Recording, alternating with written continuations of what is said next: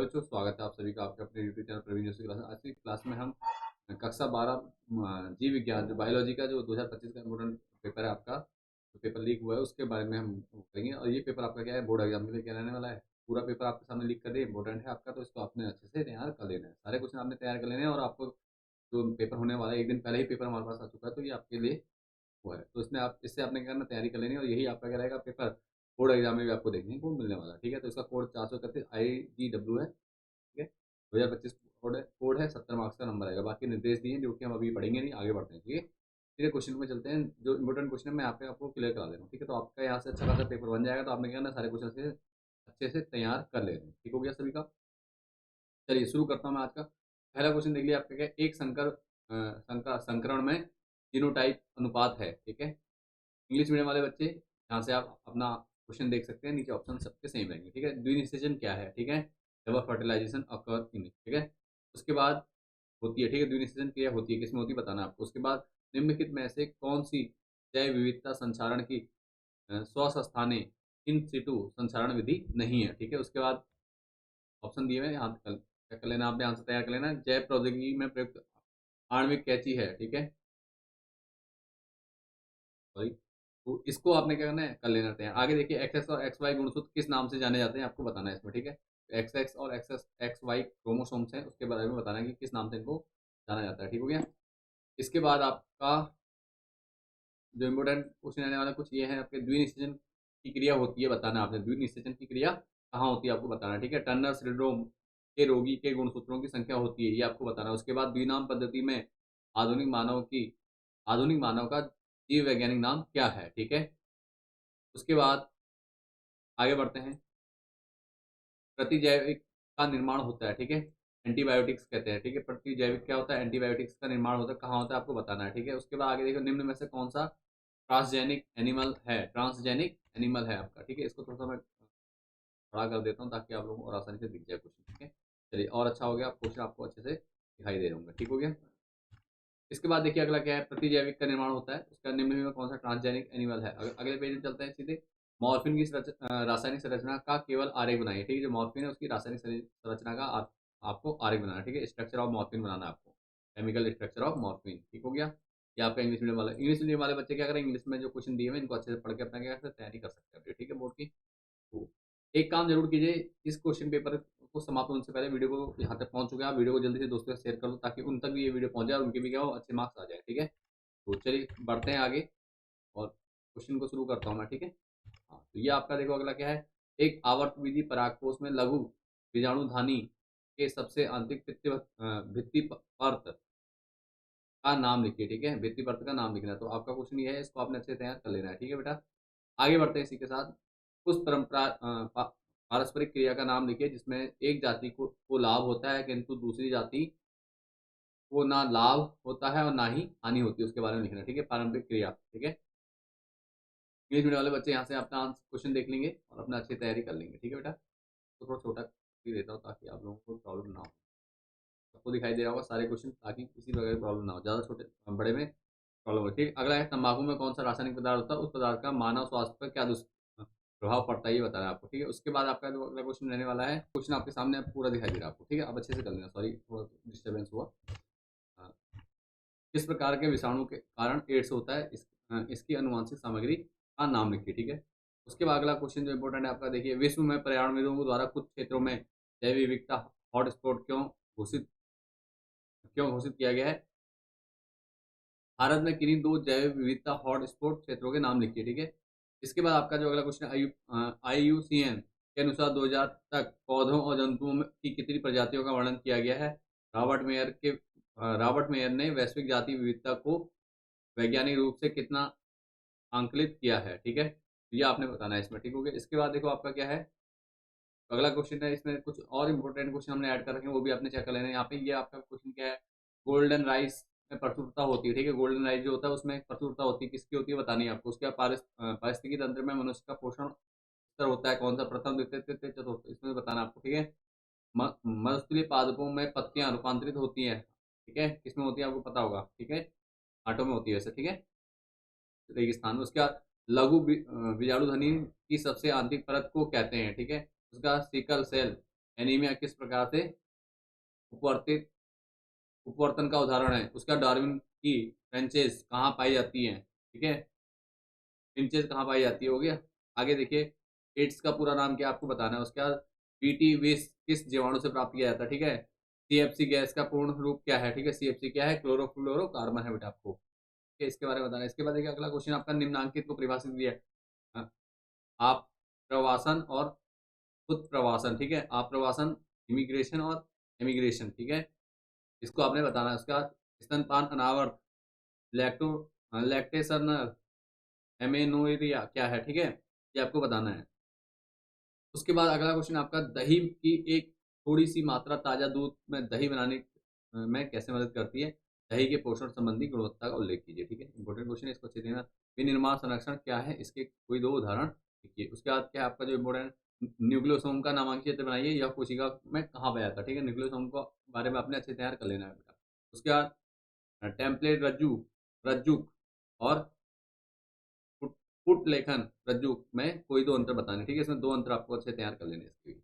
आगे देखिए, मनुष्य में अग्रपिंडक एक्रोसोम कहाँ स्थित होता है, इसका क्या कार्य है, ठीक है, एक्रोसोम कहाँ होता है बताना है आपने मनुष्य में। इन्हीं दो प्रकार की कोशिकाओं के नाम लिखिए जो मनुष्य में सहज प्रतिरक्षा प्रदान करने के लिए उसके रोध के रूप में कार्य करती है। ओके, क्या मैंडलीय विकार क्या है, किन्हीं दो मैंडलीय विकारों का संक्षिप्त में वर्णन कीजिए, ठीक है, जो विकार है उनके बारे में बताना है मैंडलीय, ठीक है। उसके बाद एक इंपॉर्टेंट क्वेश्चन आपके देखिए, भ्रूणीय विकास में अपरा द्वारा उत्पादित किन्हीं दो हार्मोन्स के नाम लिखिए, ठीक है, अपरा द्वारा जो होता है उसके दो नाम लिखने हैं। उसके अनुलेखन और अनुवादन में अंतर स्पष्ट कीजिए। मटर के एक शुद्ध लंबे लाल पुष्प पौधे का संकर शुद्ध नाटे और सफेद पौधे वाले पौधे के साथ कराया गया। F1 और F2 पीढ़ी में किस प्रकार के पौधे प्राप्त होंगे, सचित्र वर्णन कीजिए, ठीक है, इसका चित्र बना के आपने वर्णन करना है, इसको अच्छे तैयार कर लेना आप, ठीक हो गया बेटा।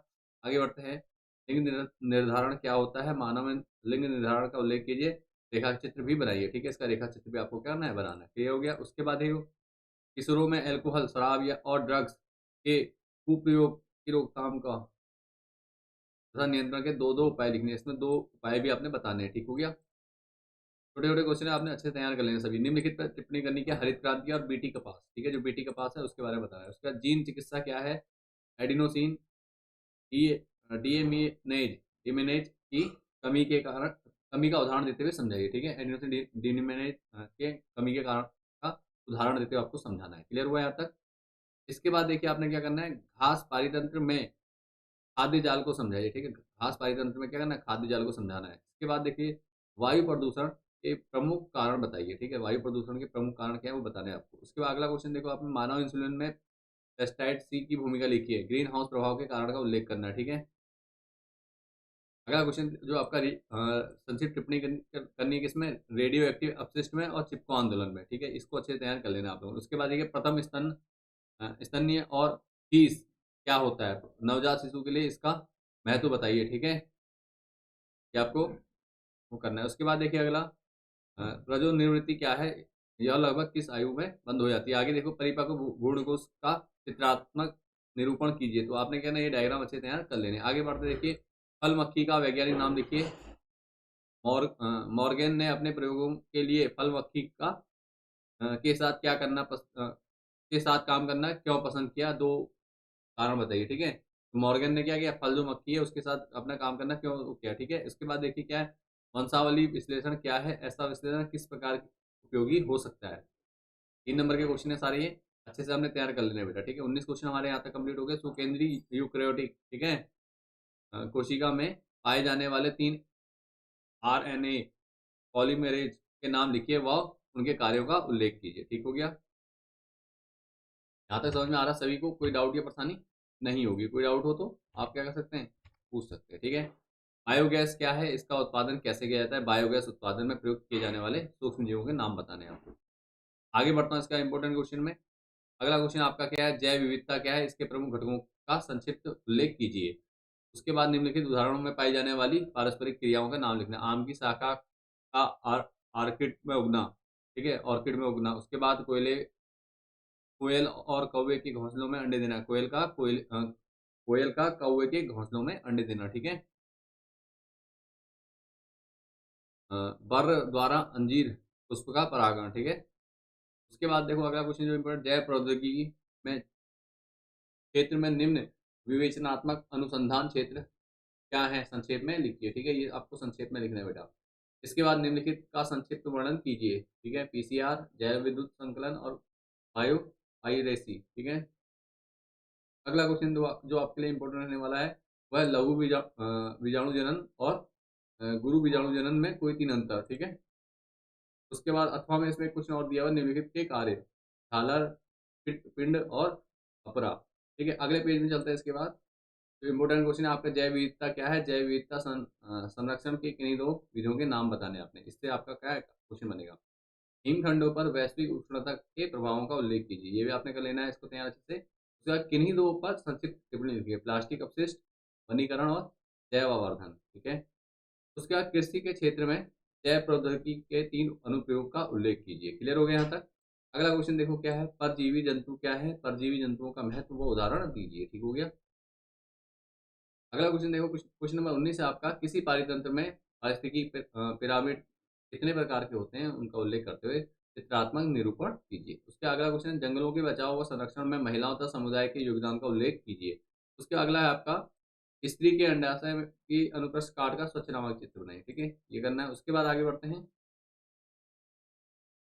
आवर्त चक्र किसे कहते हैं स्पष्ट कीजिए। उसके बाद मानव शुक्राणु की संरचना का नामक चित्र बनाइए। ठीक है, इनको आपने कहना अच्छे तैयार कर लिया। शुक्राणु जनन, अंडज जनन का वर्णन कीजिए। उसके बाद अगला है, लिंग संलग्न गुण किसे कहते हैं, यह एक हीमोफिलिक रोग वाहक स्थिति का अगर सामान्य रूप से कर दिया गया तो उसके भावी संतानों में यह रोग किस प्रकार उत्पन्न होगा, रेखा चित्र द्वारा समझाइए। ठीक है, रेखा चित्र बनाना है इसका, इसका डायग्राम बना के आपने करना है, इसको समझाना है। क्लियर है। आगे देखो, निम्न के रोगों का संचारण कैसे होता है, हॉर्डी वेनवर्ग सिद्धांत क्या उल्लेख कीजिए। ठीक है, उसका रोगों का संचारण कैसे होता है, एड्स, मलेरिया और निमोनिया, इसके बारे में आपको बताना है। उसके बाद सीवेज क्या है, सीवेज निस्तारण के प्राथमिक और द्वितीय उपचार का वर्णन कीजिए। ठीक है, उसके बाद परागण किसे कहते हैं, यह कितने प्रकार का होता है, परागण क्रिया के विभिन्न कारकों का उल्लेख कीजिए। क्लियर हो गया यहाँ तक। उसके बाद आगे बढ़ते हैं, निम्नांकित का केवल नामांकित चित्र बनाइए। ठीक है, पराग नलिका में वृद्धि को दर्शाते हुए स्त्री केसर का अनुलंब काट। ठीक है, अगला है परिपक्व भ्रूणकोश का चित्रात्मक निरूपण, आरएनए की संरचना का वर्णन। ठीक है, और आरएनए के महत्व को बताना है। उसके अनुवांशिक कूट की प्रमुख विशेषता बतानी है। ठीक है, डार्विनवाद के प्रकृतिवाद का को समझाना है आपने। क्लियर हो गया यहाँ तक। मलेरिया परजीवी किसे कहते हैं, मानव में इसके जीवन चक्र की अवस्थाओं का वर्णन कीजिए। क्लियर हो गया। उसके बाद निम्नलिखित संक्षिप्त टिप्पणी करनी है आपने, कैंसर, मेटास्प्रिन और मार्फिन। ठीक है, इसके आगे बढ़ते हैं। अगला क्वेश्चन जो आपका रहेगा इंपोर्टेंट, यहाँ से देखिए, एक बीज में एक से अधिक भ्रूण उपस्थित उपस्थिति को क्या कहते हैं। ठीक है, एक से अधिक भ्रूणों की उपस्थिति को क्या कहते हैं, बिंदु उत्परिवर्तन का एक उदाहरण दीजिए। ठीक है, निमोनिया रोग उत्पन्न करने वाले कारक का नाम बताना है आपको। उसका बीटीटी क्या है, बीटी क्या है। ठीक है, उसके अगले क्वेश्चन देखिए, पुष्पीय पादपों में द्विनिषेचन और त्रिसलयन को समझाइए, रेखा चित्र भी दीजिए। ठीक है, इसका रेखा चित्र भी आपको बनाना है। सारे इंपॉर्टेंट क्वेश्चन हम यहाँ लेकर आए हैं, और इन सभी इंपॉर्टेंट क्वेश्चन की आप अगर आपका नोट्स नहीं है अवेलेबल तो आप हमसे पीडीएफ पर ले सकते हैं। पीडीएफ आपको मात्र 20 रुपीज़ की पड़ती है। तो जिन बच्चों को पीडीएफ चाहिए होगी तो उनको इसके डायग्राम में, सॉरी, यूट्यूब के अबाउट में क्या होता है, आपको नंबर मिल जाएगा, आप उसमें सीधे अपने क्लास और सब्जेक्ट का नाम लिख के भेज सकते हैं, और आपको क्यूआर कोड भेज दिया जाता है हमारी तरफ से। जैसे ही आप 20 रुपीज़ का पेमेंट कर देंगे उस क्यूआर पे, तो आपको क्या होगा, पीडीएफ भेज दी जाएगी, आपको इस पर भेजना। ठीक है, तो चिकित्सीय संगतता समापन क्या है और गर्भता समापन क्या है, इसके दो प्रभाव बताइए। ठीक है, क्लियर हो गया, ये समझ में आ गया होगा।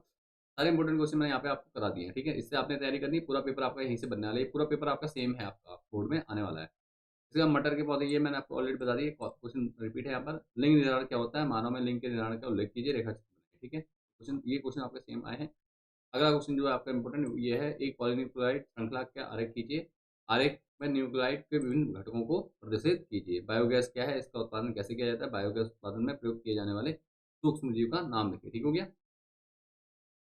एक आलेखीय संरचना की सहायता से अनुलेखन इकाई का क्रोमेटो और प्रस्ताव टर्मिनेटर के स्थान और भूमिका की व्याख्या कीजिए। ठीक हो गया। एक संकर क्रॉस का प्रयोग करते हुए प्रभाविता के नियम की व्याख्या कीजिए। ठीक हो गया। सारे क्वेश्चन आपके यहाँ पर है। आपने क्या करना है, इनको अच्छे से तैयार करना है। ये आपको मैंने ऑलरेडी बता दिया, इसको चेक कर लेना। पुनर्योगज डीएनए प्रौद्योगिकी के प्रक्रम में उल्लेख कीजिए, किसी परिस्थिति में ऊर्जा प्रवाह की प्रक्रिया को समझाइए। ठीक है, ऊर्जा प्रवाह की प्रक्रिया को आपको समझाना है इसमें। क्लियर हो गया। आगे कुछ है, पारिस्थितिकी पिरामिड, उत्पादकता और जीव भार के ऊपर क्या है, टिप्पणी करनी है आपने, ठीक हो गया। इसके बाद जो आपके इंपॉर्टेंट क्वेश्चन है वो आपके सामने प्राकृतिक आवास में जीवों के मध्य होने वाली किन्हीं 3 अंतः क्रियाओं के नाम लिखने हैं, ठीक है। सारे क्वेश्चन हमने पढ़ दिए इसमें, ताकि आपने क्या करना है, अच्छे से तैयारी कर लेनी है अपने बोर्ड की, और इसके बेस पे आपने क्या करना है, पेपर देना। आपका पेपर बहुत अच्छा जाने वाला है, ठीक है बेटा। अगर आपने कुछ नहीं भी पढ़ा, अगर आप इसको पढ़ के जाते हैं तो आपका पेपर बहुत अच्छा चला जाएगा, ठीक है। सेम टू सेम पेपर आपको देखने को बोर्ड में मिल जाएगा, सेम इसी प्रकार का क्वेश्चन आपको क्या होंगे, बोर्ड में देखने को मिलेंगे। सजीवों के लिए प्रमुख अजैव कारकों और उनके महत्व का वर्णन कीजिए। उष्णकटिबंधीय क्षेत्र में ऐसा क्या विशेष है जिसके कारण उसमें सबसे अधिक जैव विविधता है? क्या कारण है कि पादपों की अपेक्षा जंतुओं की जाति विविधता अधिक है? कोई दो कारण लिखिए, ठीक हो गया। आवर्तबीजी पौधों में गुरु बीजाणु मृत कोशिका के परिपक्व भ्रूणकोश के विकास का सचित्र वर्णन कीजिए। उसके बाद देखिए निम्नलिखित का केवल नामांकित चित्र बनाइए, ठीक है। परिपक्व लघु बीजाणु परिनालिका की वृद्धि को दर्शाते हुए स्त्री केसर का अनुष्का शुक्र जनन नलिकाओं का आरेखीय चित्र। इसी के साथ आपके सारे क्वेश्चन हो गए। एक दो क्वेश्चन और आप ये कर लीजिए कि मादा जनन, तो ये तो मैंने आपको बता दिया, ठीक है। तो सारा पेपर आपका हमने समझा दिया। पूरा पेपर आपका क्या है, यही है कंप्लीट। इसमें आपने क्या करना है, इसको अच्छे से तैयार कर लेना है, ठीक हो गया। तो उम्मीद करता हूँ वीडियो आपको पसंद आई है। वीडियो से आप अच्छे से तैयारी करके जाएंगे पेपर में, और पूरा पेपर आपका क्या ना सेम ऐसा ही आपको बोर्ड में दिखने वाला है। तो आपने क्या करना है, अच्छे से इसकी तैयारी कर लेनी है एग्जाम की। और आपको एक दिन पहले ही हमने क्या करा, पूरा पेपर लीक करा दिया है। तो आपने क्या ना पूरा पेपर अच्छे से तैयार करके जाना है बेटा। सभी बच्चे अच्छे से पढ़ाई करके जाएंगे और पेपर अच्छे से देंगे, तो आपको बोर्ड के एग्जाम के जो कल होने वाला है 27 तारीख को होने वाले बोर्ड एग्जाम की ढेर सारी शुभकामनाएं। मिलते हैं नेक्स्ट वीडियो में, तब तक के लिए बाय एंड शेयर। और दोस्तों को शेयर जरूर कीजिए वीडियो को, और साथ में वीडियो अगर पहली बार आए हैं चैनल पे, चैनल को सब्सक्राइब कीजिए, दोस्तों का लाइक कीजिए, और ठीक है, लाइक कीजिए, दोस्तों का शेयर कीजिए। और पहली बार चैनल पे आए तो चैनल को सब्सक्राइब जरूर कीजिए। मिलते हैं नेक्स्ट वीडियो में, तब तक के लिए बाय एंड टेक केयर। और बायोलॉजी के एग्जाम की आपको ढेर सारी शुभकामनाएं।